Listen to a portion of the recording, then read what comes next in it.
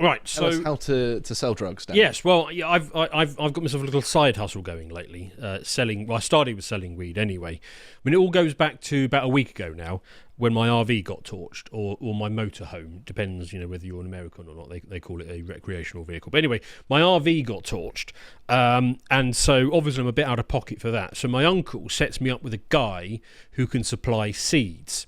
So I started off just growing them in the back bedroom, fairly standard, stick them in a pot, let them grow, let them take their time, all that kind of thing.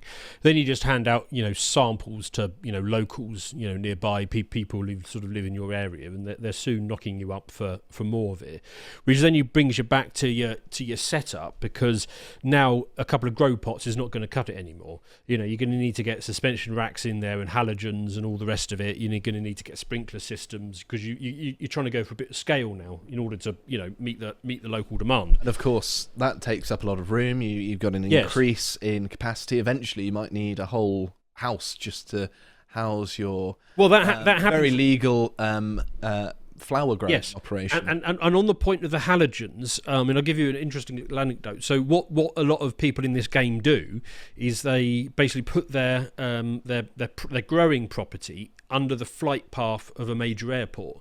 And because the way that the police normally find these places is by flying a helicopter with an infrared sensor to see which houses glow, and so they can't do it. And do you remember when that volcano a few years back went up, and all the one that was called something like the Icelandic. Yeah. He just dropped it in one. Did he? Yeah. Everyone at home applaud. Say again. I think that's how it's called. Anyway, so you've got like an advantage being Greek, because you've got lots of long words that kind of sound like that. Excessive vowels and stuff. Well, anyway, so Heathrow got shut down, and they're able to catch a whole load of people in the flight path of Heathrow because their houses were glowing, so they're growing weed. So you need to be a little bit careful of that. So they weren't feds. So then, because it was expanding so nicely, I then rented a bungalow down the road to give me a bit more space, because there's only so much you can do in your back bedroom. Got a couple of staff, got a couple of botanists working for me, some guy who sort of shifts stuff around, all that kind of stuff. And that's when I then got into meth, right? Lovely little business. I thought, because I'd watched Breaking Bad, I thought it'd be a lot more complicated than it is. It's actually quite straightforward. You've got your acids, you've got your phosphorus, you've got your pseudo, you give it a mix, you stick it in a lab oven, you break it up, get your crystals. And it's also much easier logistically, because the price per pound is much higher.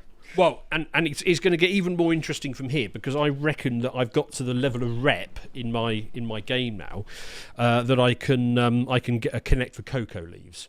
So I think I'm on the up and up now. If you're worried about me, freely admitting this on a podcast, I would say don't worry, because I'm in the UK, and the police in this country do not care about actual crime in the UK.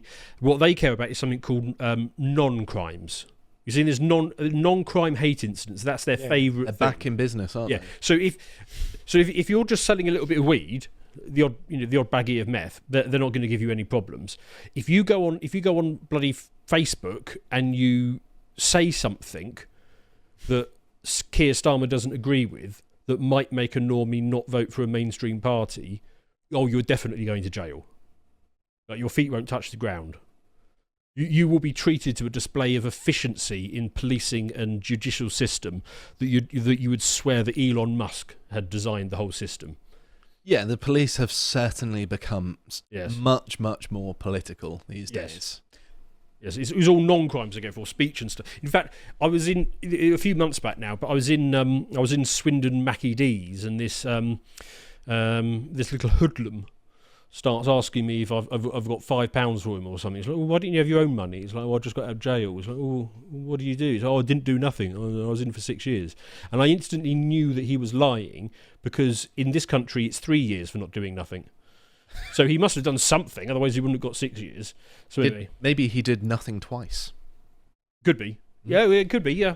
Maybe he said something incorrect to us. Yeah. So anyway, it never happened many times. It was like, be gone, you little ne'er-do-well. So anyway, and the second reason that you don't need to worry about me is because I'm actually primarily talking about my time on Schedule 1. which is a overwhelmingly positive. This is the Steam game of the moment. You see, where you're basically, well, what does it say there? It says from small-time dope pusher to kingpin, manufacture and distribute a range of drugs throughout the city of Highland Point. Expand your empire, properties, businesses, employees. It's an excellent game. I've seen people playing this. Yes, I got this idea from Worth a Buy, which is the only decent. I watched that as well. Yeah, he's the only decent games reviewer on the YouTube as far as there are a few, but he's one of my I haven't found any other one. There we go. There's my meth lab.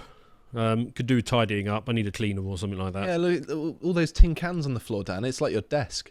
Yes, those Coke cans. Yes, I thought so. Yeah. No, I think that's phosphorus. The red ones. You're not drinking that, are you? It's terrible for you. No, it wouldn't be. Is there phosphorus? I don't know. I think there is a small amount of phosphorus in the food we eat. Some of the cool things that you can do in this game is that you can buy extra properties. The aforementioned bungalow, and you can you can buy a bit of bling. You can get clothes. You can get haircuts. There's the place you can get a haircut. It's but they call it a barbershop. Is that you as the Joker there? That's my character. Yeah. Now, I've got to say, this was the bit that sort of... Because the whole... You look like you need a few more trips to McDonald's there, Dan. Blimey, you're wasting away. Just a breeze would blow me away, wouldn't it? Right. But anyway, this bit took me out of it, because the whole reason you play games is a bit of escapism, but you like to immerse yourself in it. Mm-hmm. So when I saw a barber shop, I was like, no, that's not right. They're supposed to be called Turkish barbers. Mm. Is that a place where you can go and offload product by any chance? Because in Swindon, actually, there was one shut down. They were running drugs out of it. 150,000 pounds worth of drugs were being run out of just one Swindon barber's. Why are you dressed like the Joker? I don't think that's the point to focus on. I don't know. The point is, I was absorbed until I saw that, because I just thought, because I'm so used to these things being called Turkish barber that I was just. Well, they don't need any laundering because look next to them. Well, yes, it flipped me right out of it. Anyway, back to the game. So in the game, you soon get yourself into a cash problem. And what you need to do is you need to launder money. So what you do is you buy a legitimate business to launder your cash through. So in the game, I bought a literal laundry. In fact, it's in the picture there. And a car wash, close to the barbers. Following Breaking Bad there. Yes.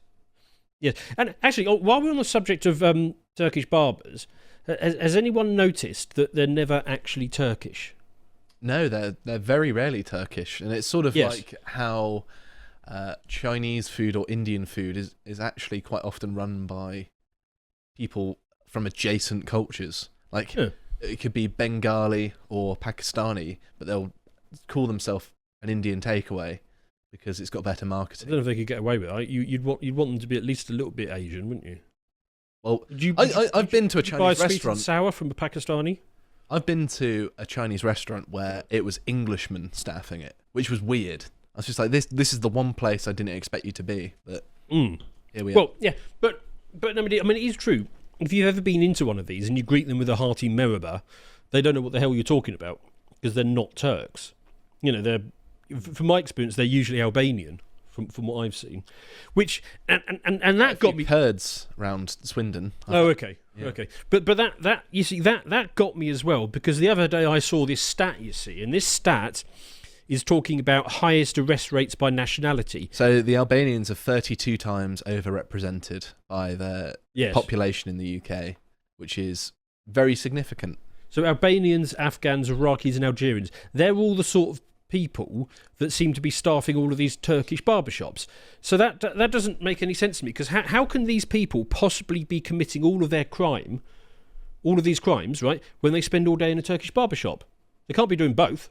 They're just hustlers. They're cutting hair by day, crime by night. Well, I don't know, because they take a dark turn as soon as the sun goes down. They're just the crime takes over. They all seem to be there, and I just don't get how they find the time for any crime if they're all day every day in those Turkish. Well, there's also the fact that perhaps many of the people committing the crimes have been brought here illegally by the Albanian people traffickers. Well, there's that. Yes, there's that. Anyway, back to the game. Another thing that you can do in the game is when you start making a bit of money, you can buy yourself a fancy motor. a nice fancy motor. Speaking of which, has anyone noticed how outside the Turkish barber shops there are always like 3 or 4 high-end German autos? Always. Yes. Because, I mean, there's a place in town that I like to go and get my lunch, and I have to walk past about 4 Turkish barber shops, and they all have like 3 or 4 premium German autos outside.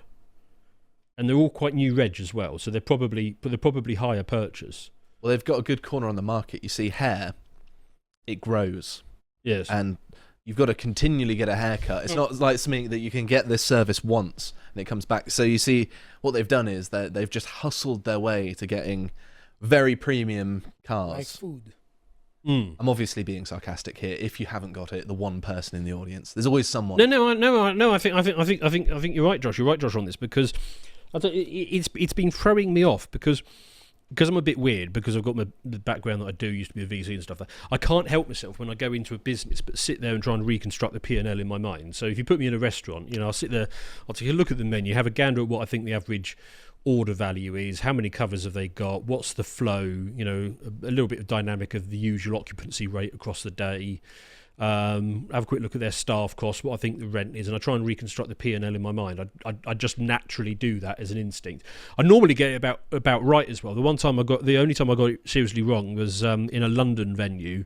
It was a big, I think it was a big Wetherspoons, right on a absolute prime street. I think it was pretty much opposite the Ritz or something, this big pub, and my number was coming out a bit rich, and I had a word with the manager, and he said, oh yeah, it's the rent. We pay, I think it was 60 grand a week in rent. Blimey. Which is a bit steep. Wouldn't mind owning that property. Well, yeah, it's almost like that. Because then I just had to revise down my estimate of what the staff were getting paid. It's almost like there's no point moving to London because your wages just get arbitraged away by boomer landlords. Almost certainly, yes. Yeah. Unless you're rich, there's no point living there. Yes, but this is the thing that throws me off about these Turkish barbers, you see, because I wander past them, and I see that they got 4 nice German autos outside. The higher purchase on them has got to be something like 900 quid a month. Because they're all quite new, they're all quite high end. So that's what is it? That's 3,600 a month that this place has got to cover. Then you've got to add on your rent. Let's say 6k a month, something like that. You've got to add on your business rates, 500 quid, generously, we call it that. You've got to add on utilities, that'll probably be another grand. And then you've got to assume that their car payments are not more than about a quarter of their total spend in their private lives, because they're going to need to eat. They're going to need to, they've probably got kids as well. They've all got kids from what I can tell, because they turn up at the barbers every so often. So, multiply that car payment up by 4, that's 14.4. So what we got in total, we've got just shy of 22 grand that this place needs to clear every month. Okay, so then let's reverse engineer the profit side of this. So they're charging 11 quid for a haircut. Let's assume marginal cost of a quid per haircut for the gels and the whatever else that goes along with it. So we're clearing 10 quid a haircut, 25 working days in a month, because they're not open Sunday, but they're open the rest of the days. Let's assume I don't even need to assume, because I walk past so many of these every day, I can always see what's going on inside. There's never any customers. Very rare, isn't it? I think they do about 6 haircuts a day, legitimately, because I walk past them all the time, and they're always, I say always, occasionally you'll see someone in there, won't you? Mm-hmm. But it's rare.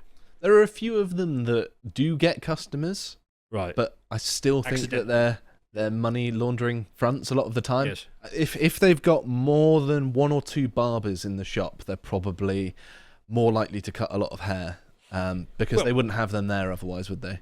Well, my thinking was, I reckon they do about 6 haircuts a day.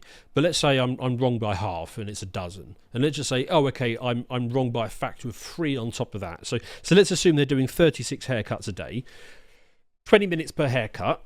They're open 8 hours a day. That means 12 hours of cutting for those 36 haircuts. That mean every time you look through the window, there should be 1.5 seat filled at any time. So there should always be between 1 and 2 seats filled at any time, and I do not see that. So, but let's assume they do 36 cuts a day, clearing £10 a cut, 25 working days in a month, and that they're netting 9 grand. I just told you that their costs can't be any less than about 22 grand. So that leaves me a bit embarrassed because I'm supposed to be the economics guy at Lotus Eaters, and I can't figure out how they're making their money. Maybe with these new Turkish methods of cutting hair, they've shaved down the time. See what I did there? Of how much a haircut is, because sometimes. Yeah. Even with my haircut, which is not one of the standard ones, yes, they can have me in and out in 10 minutes, 15 minutes. Possible. Maybe it's that. Anyway, we sidetracked enough talking about Turkish barbers. Back to the game. Anyway, so in the game, you earn a lot of money from drugs, and you need to launder that through legitimate businesses, right? Okay, so how do you launder money? I managed to find an explainer on the interweb as to how you launder money. It looks like they've been paid off to hide that. Have we lost our internet? Oh, okay. Hang on. How strange. So, here we go. Right. So this is, if I can make it work. So this is just some random article I found that has an explainer on how money laundering is done. So let's go down to that bit. Right. God, I hate. Oh, it's just unresponsive. What? This is like an advert for not using the Daily Mail, isn't it? Right. Okay. Work, damn you! Britain is moving. Scroll down, Samson. Scroll down. According to the Daily Mail, Britain is moving further towards France. Oh, okay. Well, anyway, there's an explainer at the bottom of this about how money laundering is done, but I'll give it to you instead. So basically, you get your money from your criminal activity, and then you put it into a legitimate business, and you mix it in with their meagre amounts of earnings, and then you pay it into the bank, and then you can do whatever you want to do with it. Like it's actually better if you don't have real customers, because that way you can launder more money. Yes. So Dan. I'm a barber, let's say. Yeah. Okay, or I have a restaurant. No one comes in, or very few people come in, and I have £100 pouring on a daily basis. So I have all the money from the extra activity, and I make and I file my tax reports saying that rather than 100 per day, I have 10,000 per day. Yes. And get taxed, and suddenly I can use the remainder. Yes. Okay, thanks. Yeah, you have to pay tax on it, but yeah, at least it's in the system, and you can buy legitimate stuff with it. Taxation is theft, drug dealers. You're more upset about the taxing, aren't you, rather than the anything else? Well, yes. I mean, they're providing an essential. No, I'm joking, of course. Yeah. While I'm on this side tangent, this tweet I felt was relevant. I only typed Turkish barbers near me. That does seem to chime with our experience, doesn't it? I've also seen that same image be used for pubs near me as well, which is a lot more wholesome and heartening. It's believable. I also quite like this tweet here from one of our 10 Turkish barbershops has been raided on charges of money laundering and dealing cocaine. I've been a loyal customer for 3 years, and I had absolutely no idea they were barbers. There is that. Anyway, so sorry, I've got sidetracked. I was trying to tell you about my drug industry and my money laundering, and we keep getting sidetracked weirdly onto Turkish barbers. Sorry, I just need a haircut. We're all over the place, ladies and gentlemen. I just really need a haircut. That's all. Yes. Anyway, so I do like to notice things, you see. I notice things, which does get me into a lot of trouble, but I do notice things. I mean, I notice all sorts of things. So for example, this morning, when I was walking through Swindon, I noticed that election posters are going up, for example, for the Romanian presidential election. Ah, yes. Very important. Yes, and these posters are going up in Swindon, because obviously, if you want to reach the Romanian electorate, well, Swindon is the natural place to put your posters up. Mm-hmm. Anyway, so that's just an example of the sort of noticing. I'll give you another example of the things I notice. Back where I am, a sweet shop opened about 5 years ago. It is actually quite a good sweet shop because it's near the cinema. So so for example, I took the kids to watch Minecraft. And we popped into this sweet shop and they got some sweets and stuff like that. And the little one went through her entire bag. I didn't notice, and then she was a bit sick afterwards and all the rest of it. But it's a nice little sweet shop. Anyway, that's been open for 5 years. And about 2 years ago, and even though I use it during the day when I do happen to take the kids to the seminar, a couple of years ago, me and the wife went to the Pizza Express, which is nearby it. And it just so happens to overlook it because the Pizza Express is up one level and it looks down over the road that this sweet shop is in. And we went there and I did say can we have the table over there? Because I wanted to sit and watch. Anyway, so the wife was prattling on about whatever it is that women talk about. And I was kind of sat there keeping an eye on this sweet shop because it must have been about 8 o'clock at night. Now, you would think, right, that the kiddies would not be buying sweets at that hour of the day, and they were not buying sweets at that hour of the day. So I just sat there and watched it, and what I was watching is a constant cavalcade of young men with a slightly dusky complexion would turn up outside the sweet shop in a premium German auto, and then they'd go inside, and I could see it quite clearly from where I was because I had the best vantage point from this particular table that I requested. And so basically, they would go in, and the staff change over, you see. So during the day, when the kiddies come in, they've got a couple of bored English teenage girls who do it, and then about 6 o'clock or something, they switch over to a different set of staff who man it in the evening. And these staff, I tell you, they are brilliant. They are absolute mind readers. Because what would happen is these men would walk through the door and they would reach under the counter and take out a large sweet bag. And without even asking these guys what they wanted, they could just look at him and know. And they'd hand him the bag and then he'd turn around and walk out again. And there was a constant flow of this. And not only that, is that their sweets are so good that I actually saw, because we were there for a while, we were there for a good 45 minutes or so, I was starting to see the guys who I'd seen go in at the beginning were then coming back again, having finished all their They've got a really sweet tooth. Yes, they were coming back, and they were being handed another bag from under the counter. They're going to get fat doing that. Well, exactly. Someone should tell them. Exactly. I mean, that's just some of the weird things that I notice, you see, because, and of course, I'm just a financier. I'm just a podcaster. So, obviously, I just look at this and I just think, well, good staff, good sweets, nothing suspicious going on here. It's not like I'm a police constable or anything. It's not like I'm a detective. Because if I was, I might look at that and think there was something a teeny tiny bit suspicious going on. I could see how you in think plain that, sight for years. You've never, of an evening, got a real hankering for something sweet. Maybe you've had your dinner, a little bit of time has passed, you've started digesting it, and you think, I fancy a sugary treat. You've never got that feeling? And well, maybe even so strong that you go back cupboard. Again? I just go to the cupboard.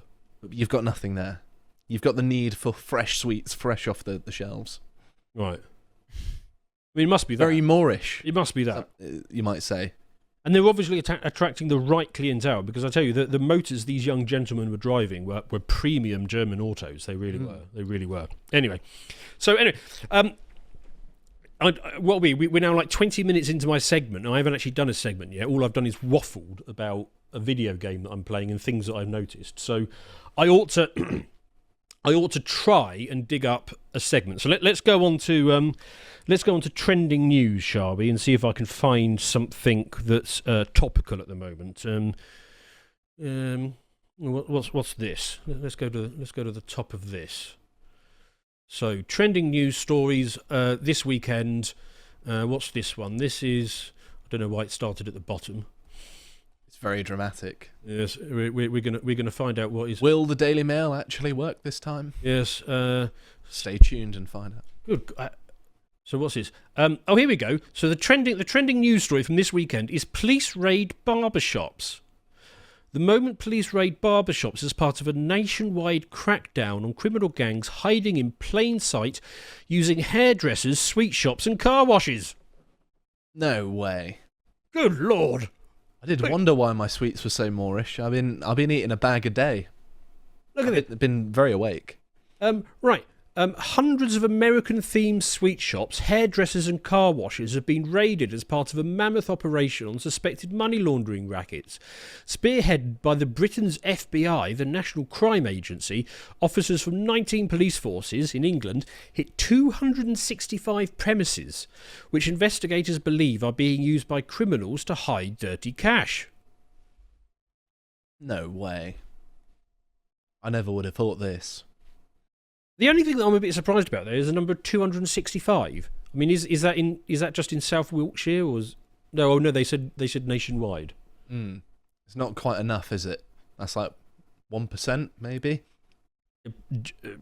Optimistically, that might be 1%. Well, they don't have the capacity to deal with it all. They keep on popping up. It's like whack-a-mole, isn't it? I mean, if I was being super cynical, you could just say, why don't you just raid all of them? I have no objection to that. Why not close them all down? Well, why not find the people that run them and send you them have home? You have to assume that after taking their assets of these barber shops and vape shops and sweet shops are legitimate. So you could just say, okay, if we raid you and you're legit, we'll give you like 20 grand cash compensation. Now, at first glance, you might think, well, that's going to cost a lot of money. I can guarantee you, if you raid every vape shop, barber shop and sweet shop in the country, free cash flow is not going to be a problem. Okay, I have a scenario for a good movie. Right, go on then. Okay, we have corrupt cop who raids with his cop buddies and cop lasses a corrupt shop. Yes. And they say, okay, it's legit. And they give them also the 20K. Yes. And they also do money laundering and they get... Oh, clever twist, yes. Yeah. Yeah, you've got to be careful. I also have a business proposal for you. Yes. Go on then. What about if we... Can we refuse it? You can if you want. The business I'm not offer. the godfather here. Okay. So how about we go into every one of these shops around the country, we arrest the people running them for money laundering and selling drugs, we take all their assets and send them home empty-handed. What? Not only but actually deport them afterwards as well? Yes. Good God. And think of all the money that could make. Think of how it could finance the entire operation and perhaps... It would become self-sustaining afterwards after a while, doesn't it? It would, yeah. It would actually make us money if we just started cracking down on these people. It's sort of, capacity is not really an excuse if you can make money doing something. Because you can expand it. I got to tell you, this really shocks me because, who could have possibly seen any of this coming? Because I mean, this has taken commentariat by shock this weekend to discover that there are sweet shops and barber shops and vape shops that are being used for money laundering. Everyone was absolute gobsmacked to hear this. I mean, we'd at least need about a year and a half's notice, perhaps. Yes, if only there was people who had mentioned this sort of stuff. Now, there was a podcast, I don't know who these chaps are, probably awful racist, but these chaps 18 months ago were kind of making this exact point. And at the time, they got attacked by sensible leftists who were just saying, no. There's no problem at Turkish barbershops. Don't be so simple. It's a very simple answer. Low energy costs, low capital costs, labour-intensive work, plus Turks, they're not Turks, will happily work 80 hours a week. Source, I've lived around these people since I can remember. Stelios, you're an impartial source as a Greek man. Did Turks work that hard? No comment. But Dan knows better. So Dan knows better. So Aaron is obviously being very sensible at the time, squashing any notion of this having happened. And yet, weirdly, these chaps, whoever the hell they are, they got it right 18 months ago. Strange-looking chaps, aren't they? Yes. And I mean, it is causing shockwaves across the sensible commentariat because, like Christy Allsop, I mean, somebody said to her, "Did you think that every town, however small, and even small villages, have at least 4 Turkish barbers? Did you think men's hair was suddenly sprouting at an alarming rate?" And she said, "I genuinely thought the modern fashion of very short kids' hair, often with extra design elements, was the reason for the increased number of barber shops." I would say that's retardation. Well, I mean, to use Stelios, she used to have a show called Location. I hope you haven't seen it.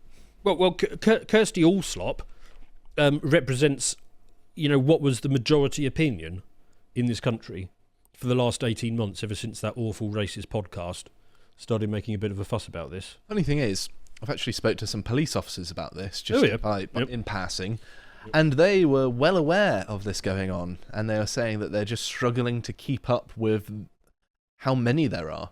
That was the reason that. Well, I mean, I can imagine that they're struggling because, of course, they're dedicated. Because I was, my sweet shop story about when I sat there in the Pizza Express watching this place. I did wonder to myself what would happen if a police officer was sat where I sat and could see the bleeding obvious right in front of him, and then I thought, actually, no, because what would happen is he would spend the entire time on his phone going through Facebook to see if anybody had said anything that might cause a normie not to vote for the mainstream parties. In fact, people pointing out these shops existed might even be the. Well, if the they did it on Facebook, yeah, exactly. He would be like, okay, that guy's getting arrested tomorrow. Anyway, so I don't have to worry about any of these things because I'm playing.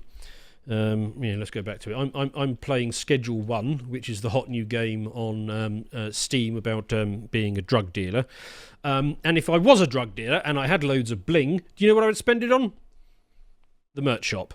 Our merch shop. There you go. You can buy a mug or a magazine or something. You don't launder money, but you get a cool T-shirt. No, we don't launder money, but we do make good T-shirts. If you would like to watch the full uncut version that is also uncensored, head on over to lotuseaters.com to find out more.